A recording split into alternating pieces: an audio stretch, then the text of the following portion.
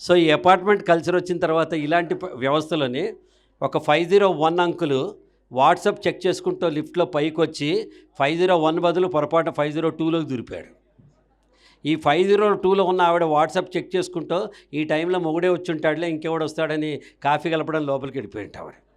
ఈ లోపల actual 502 uncle WhatsApp check చేసుకుంటూనే లిఫ్ట్లో పైకి వచ్చి తన ఇంట్లోకే తను వచ్చి అక్కడ ఎవడో ఉండటం చూసి ఇది నా ఇల్లు కాదమ్మని 501లో దూరిపేటవాడు. ఆ 50లో ఉన్న ఆవిడ వచ్చింది మొగుడే అనుకుని కాఫీ కలపడానికి పోయిందిట. ప్రస్తుతం మన వ్యవస్థ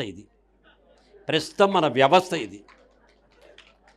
మనం ప్రశ్నించుకోవాల్సింది ఏంటంటే దగ్గరగా ఉన్నామా, దగ్గరే ఉన్నామా? దగ్గరగా ఉంటున్నాం అంతే. ఒక రైల్లో బస్సులో ప్రయాణికులు ఉంటారు, ఇంట్లో కూడా అంతే. మొగుడు అటుపక్క తిరిగి రీల్స్ చూస్తూ ఉంటాడు, పెళ్ళాం ఇటుపక్క తిరిగి రీల్స్ చూస్తూ ఉంటుంది. ఏం తేడా లేదు. ఒకే ఇంట్లో నలుగురు ఉంటారు, ఒకడు కంప్యూటర్ చూస్తాడు, ఒకడు ల్యాప్టాప్ చూస్తారు, ఒకడు టీవీ చూస్తాడు, ఒకడు సెల్ ఫోన్ చూస్తాడు. మనకేం తేడా తెలియదు. మనం ఏదన్నా సరే ఆ సెల్ ఫోన్లో అరే మీ అమ్మమ్మకు ఒంట్లో బాగాలేదురా అని మెసేజ్ పెడితే తప్ప పక్క గదిలో ఉన్న అమ్మమ్మ దగ్గుతున్న విషయం కూడా మనకు తెలియని పరిస్థితికి వచ్చింది మనకు.